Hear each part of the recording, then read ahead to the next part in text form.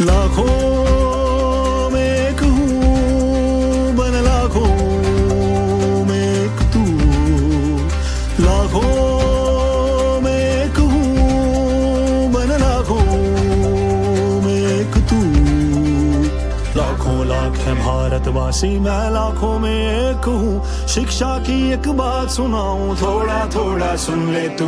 लाखों लाख है भारतवासी, मैं लाखों में एक हूँ। सुन ले मेरी बात जरा और हो जा मेरे संग तू।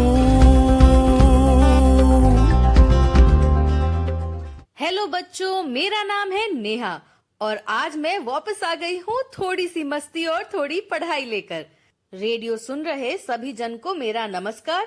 और बच्चे लोग, आप लोग ये प्रोग्राम जरा ध्यान से सुनिएगा। आज के प्रोग्राम में हम आपको सुनाएंगे कुछ कहानियाँ, खेलेंगे थोड़े से खेल और करेंगे ढेर सारी मस्ती। उत्तर प्रदेश गवर्नमेंट के मिशन प्रेरणा की ई पाठशाला के साथ मिलकर प्रथम एजुकेशन फाउंडेशन प्रस्तुत करता है थोड़ी सी मस्ती थोड़ी पढ़ाई। कोमल बिटिया, ओ कोमल बिटिया, लगता है बिटिया किसी काम में व्यस्त है। खैर चलो, मैं आज के कार्यक्रम की शुरुआत कर देता हूं। आप सभी प्यारे प्यारे बच्चों का हमारा ढेर सारा प्यार और माताओं व भाइयों को नमस्कार।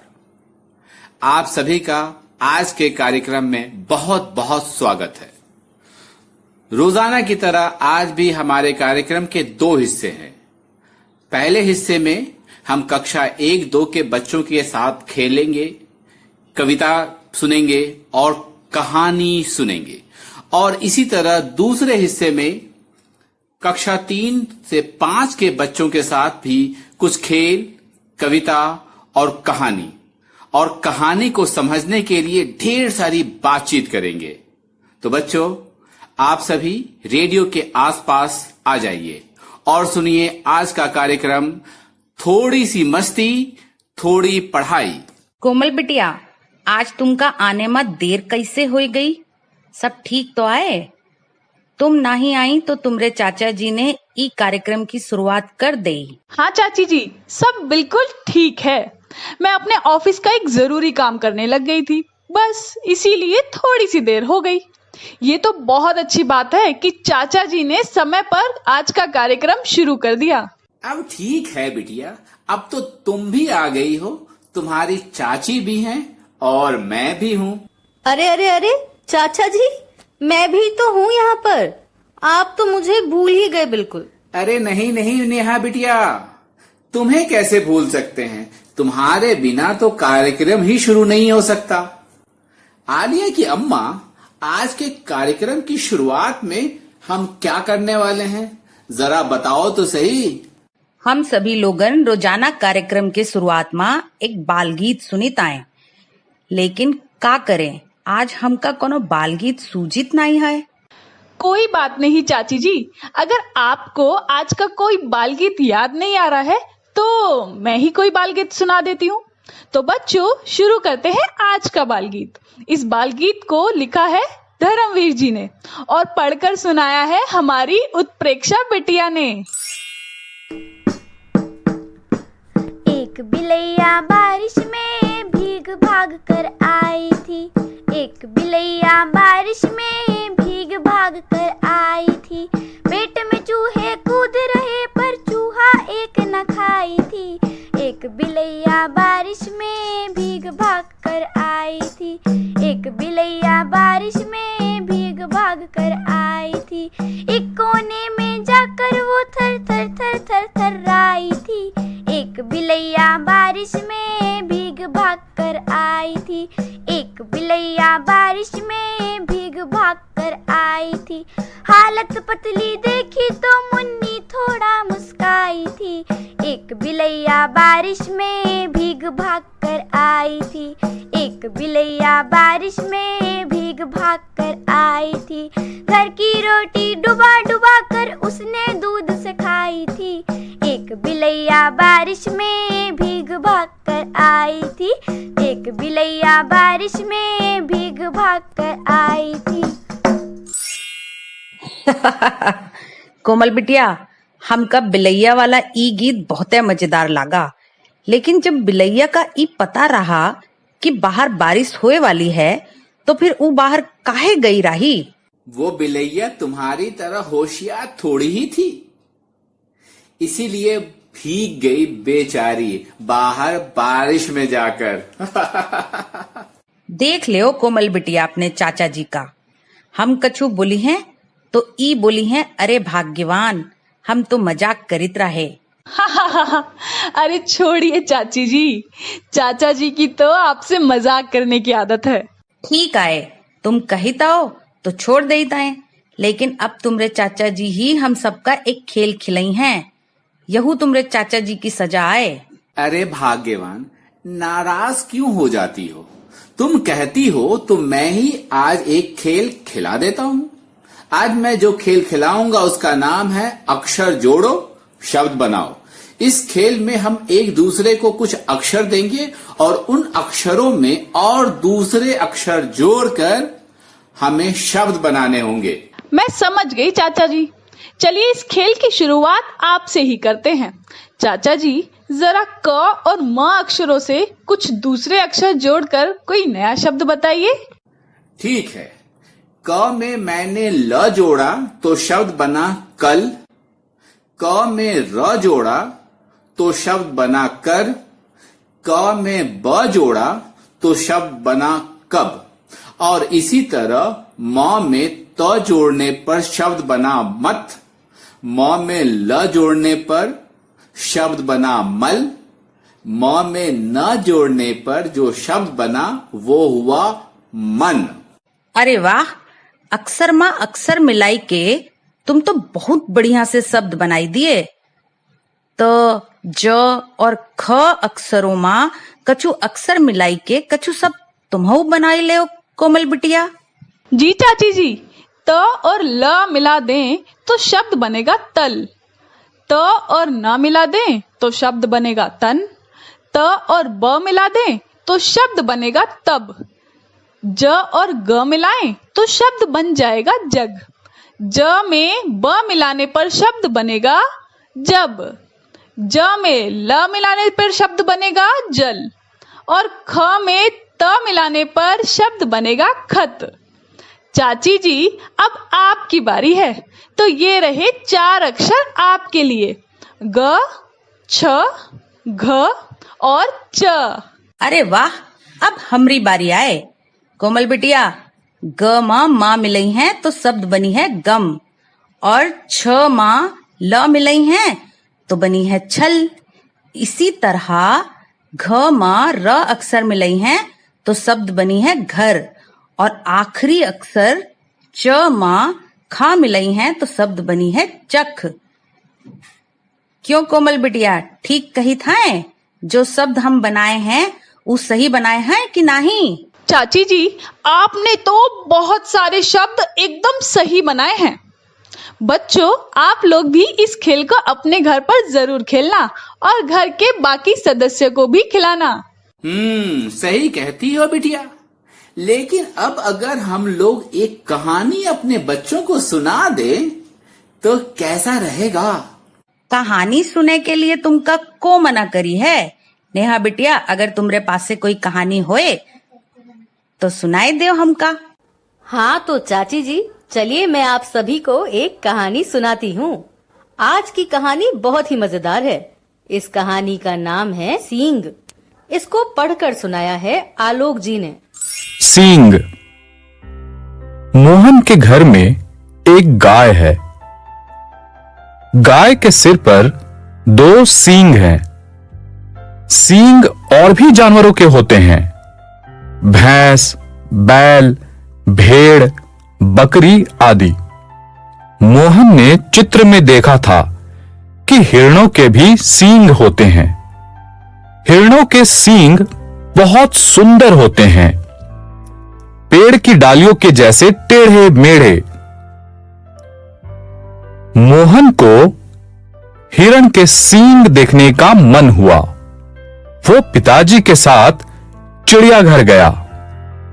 वहां उसने बहुत सारे जानवर देखे, पर किसी के सिर पर सींग नहीं थे।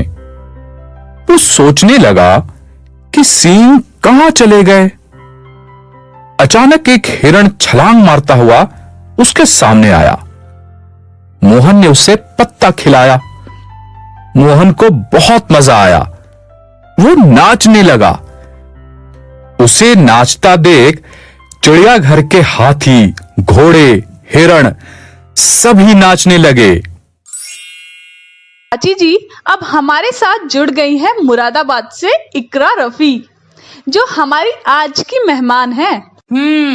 इकरा बिटिया, स्वागत है तुम्हारा हमारे ई कार्यक्रम में। इकरा बिटिया, कौन सी क्लास में पढ़ती हैं आप? चाचा जी, मैं तो अपनी क्लास में पढ़ती हूँ। इकरा बिटिया, तुमने तो मेरी बोलती ही बंद कर दी।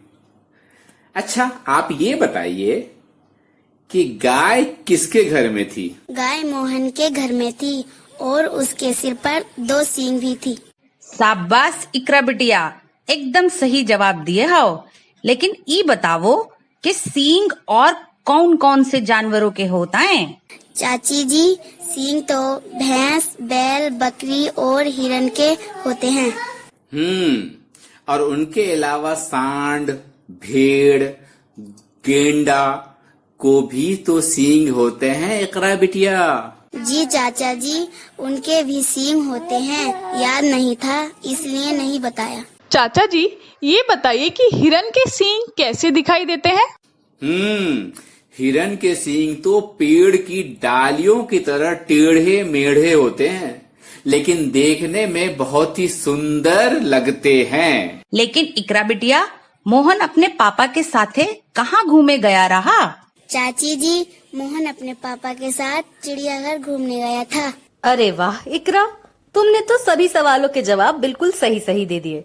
अब वक्त है हमारे आज के एक्सपर्ट यूपी के जौनपुर से अमृतलाल जी से बात करने का। हेलो अमृतलाल जी, कैसी लगी आपको ये कहानी? आपके इस कहानी पर क्या विचार हैं? सींग, कितनी मज़ेदार कहानी। मोहन को तो सींग हिरन की इतनी पसंद आई कि वो उसे देखने चिड़ियाघर तक चला गया। मेरा दोस्त राजू, उसके घर एक गाय है, उसकी भी सींग बहुत प्यारी सी है, काली सी सींग, लेकिन वो कभी सींग से मारती नहीं है। राजू तो उसके पास खेलता रहता है, कभी उसकी सींग भी पकड़ लेता है। मुझे भी एक बार उसने उसकी सींग पकड़ाई। सींग उसकी बहुत नुकीली है, अगर चाहे तो वो सींग से बहुत तेज़ी से प्रहार कर सकती है, लेकिन नहीं, वो मारती नहीं है। लेकिन मेरा एक दूसरा दोस्त है रवि, रवि के घर पे एक गाय है, वो तो सींग से बहुत मारती है। उसके पास जाने पर ही सींग से डराना शुरू कर देती है। तो दोस्तों, बच्चों, आप लोगों ने भी बहुत सारे जानवरों को सींग देखी होंगी। देखिए किन किन के पास सींग है और किन के पास सींग नहीं है। जिनके पास सींग है वो सींग से क्या क्या करते हैं, और ये कहानी और भी अपने दोस्तों को सुनाइए। नेहा, हर बार की तरह आज भी हमारे एक्सपर्ट ने कहानी पर बहुत ही रोचक बातें बताई हैं। क्यों चाची जी, ठीक कहा ना मैंने? हाँ बिटिया, ठीक कही तो तुम। कहानी पर तो हम लोगों ने चर्चा कर ही ली है और एक्सपर्ट की राय भी जान ली है। लेकिन नेहा बिटिया, क्या तुम्हें ऐसा नहीं लग रहा है कि हम लोग कुछ भूल रहे हैं? चाचा जी, मैं आपका इशारा समझ रही हूँ। तो अब वक्त है कक्षा 3 से 5 के बच्चों के पास जाने का। तो चलिए उनके साथ भी थोड़ी सी मस्ती और थोड़ी पढ़ाई करते हैं।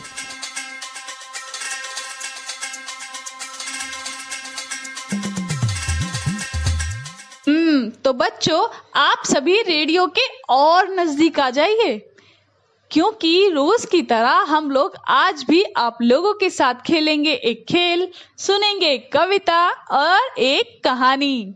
कोमल बिटिया, आज के खेल की शुरुआत कौन करी है? अगर कोनो गणित का खेल खेले को मिल जाई है तो मजा आ जाई है आज। ठीक कहती हो तुम आलिया की अम्मा। आज तो मेरा भी मन एक गणित का खेल खेलने का हो रहा है। कोमल बिटिया, क्या तुम्हारे पास कोई गणित का खेल है? हाँ चाचा जी, क्यों नहीं। तो शुरू करते हैं गणित का एक खेल। हम लोग एक दूसरे को कुछ संख्या देंगे और हमें उस संख्या में 5 जोड़कर नई संख्या बनानी है।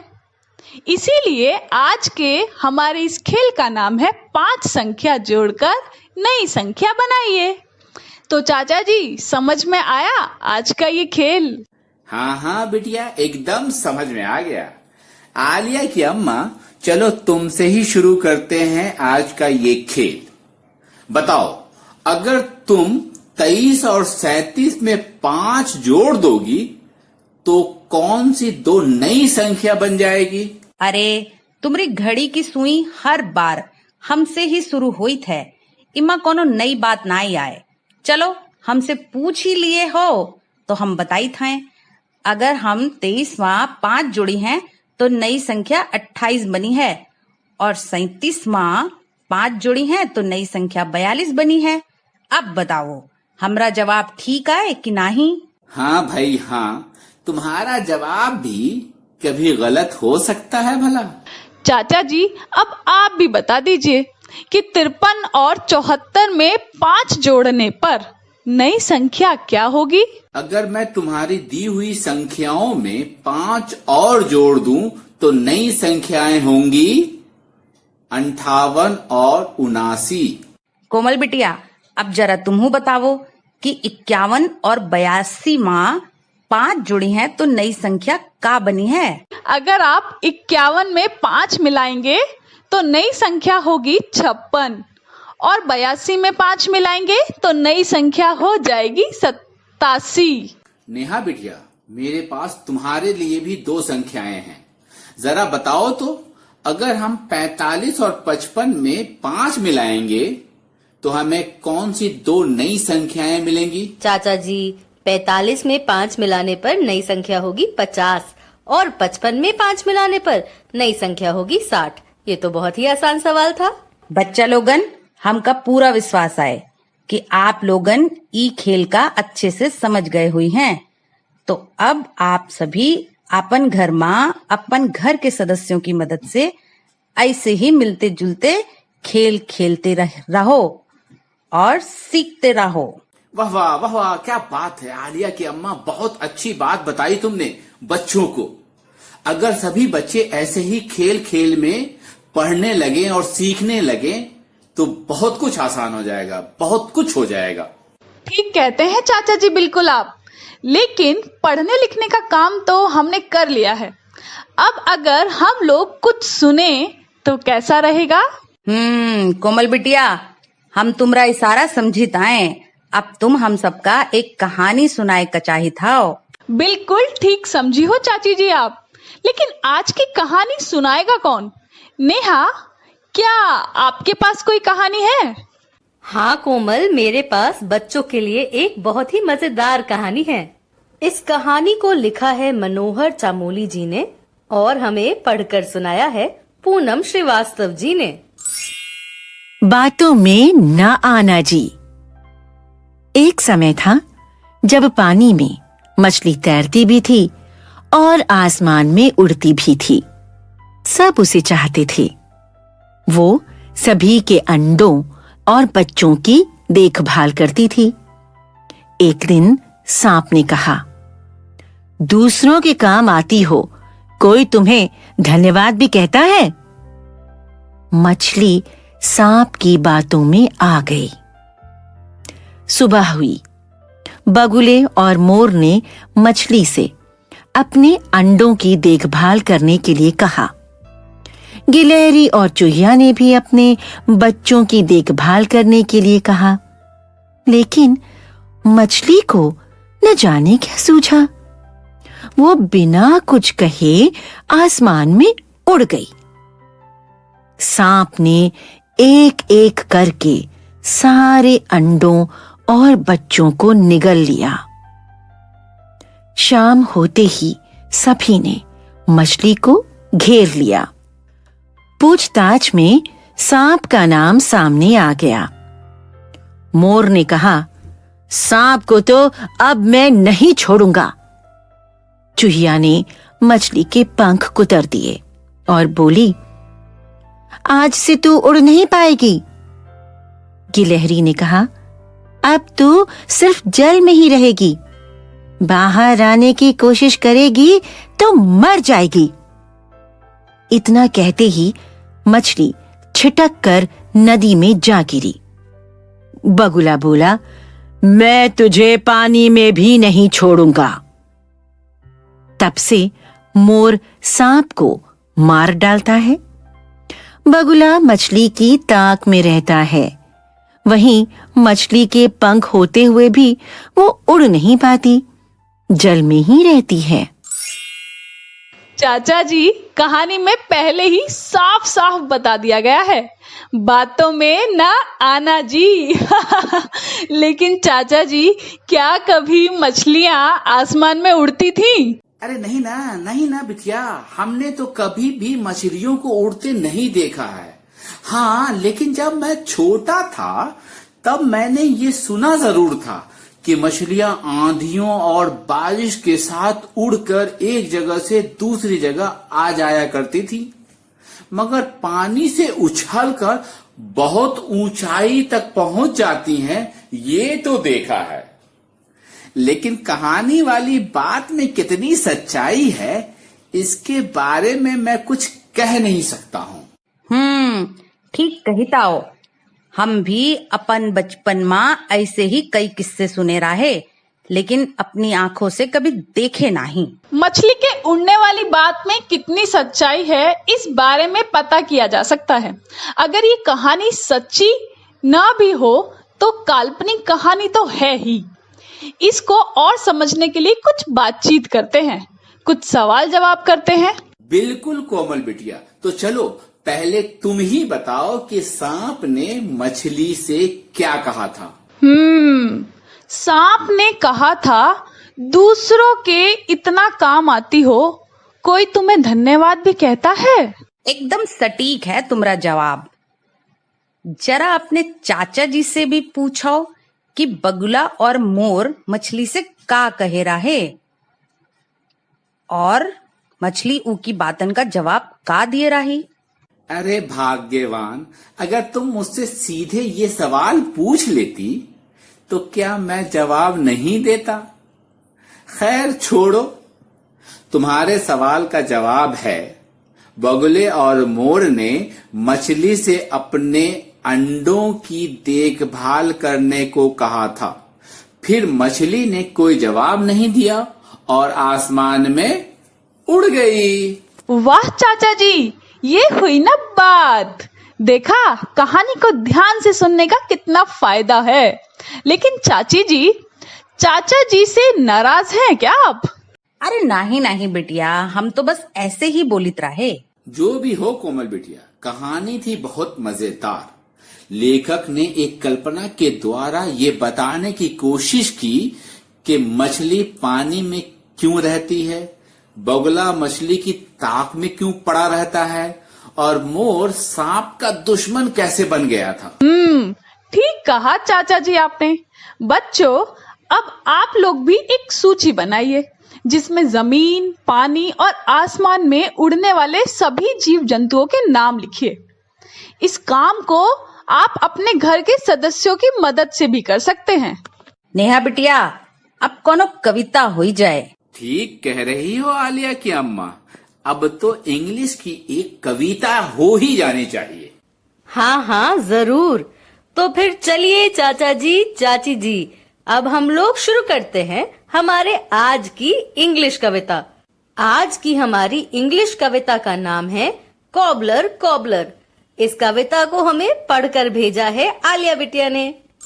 Cobbler, cobbler, mend my shoe. Get it done by 2:30. Stitch it up and stitch it down. Then I'll give you half a crown. Cobbler, cobbler, mend my shoe. Get it done by 2:30. Stitch it up and stitch it down. Then I'll give you half a crown. Cobbler, cobbler, mend my shoe. Get it done by 2:30. Stitch it up and stitch it down. Then I'll give you half a crown. Cobbler, cobbler, mend my shoe. Get it done by 2:30. Stitch it up and stitch it down. Then I'll give you half a crown. कोमल बिटिया, ई कविता सुने मा तो बहुत अच्छी लागीता है, लेकिन कछु शब्दों का मतलब बताए देव तो कविता को समझे मा और भी आसानी हो जाई है। हाँ बिटिया, तुम्हारी चाची ठीक कह रही हैं। चाचा जी, चाची जी, इस कविता में कोबलर का मतलब है मोची, स्टिच का मतलब है टाका, क्राउन का मतलब है ताज, अप का मतलब होता है ऊपर और डाउन का मतलब होता है नीचे। अच्छा क्या बिटिया, जो तुमने हम लोगों को इस कविता में आए शब्दों का हिंदी में मतलब समझा दिया। और शब्दों का मतलब समझे के बाद तो कविता का समझना भी आसान हुई गवा। हाँ चाची जी, बिल्कुल सही कहा है आपने। तो बच्चों, अब वक्त हो गया है हमारे आज के कार्यक्रम को विराम देने का। हम आप लोगों से कल फिर मिलेंगे इसी समय यहीं पर। तो आप लोग जरूर से हमारे साथ हमारे इस प्रोग्राम में जुड़िएगा। तब तक के लिए बाय बाय।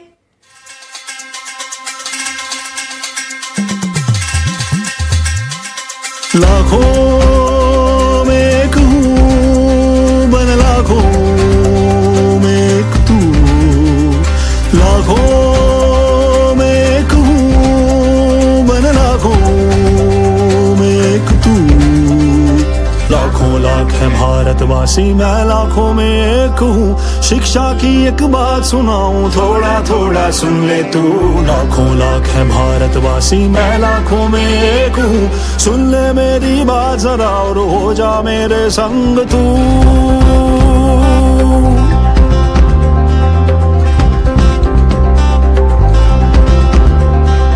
मुफ्त किताबें मुफ्त में खाना, पर शिक्षा में देर है। स्कूलें निकली गांव गांव में, फिर भी क्यों अंधेर है। मुफ्त किताबें मुफ्त में खाना, पर शिक्षा में देर है। स्कूलें निकली गांव गांव में, फिर भी क्यों अंधेर है। गांव गांव और गली गली में माँ बाबा से बात करो। क्या सब बच्चे शाला जाते, घर घर जाके पता करो। लाखों में एक हूँ, बन लाखों में एक तू।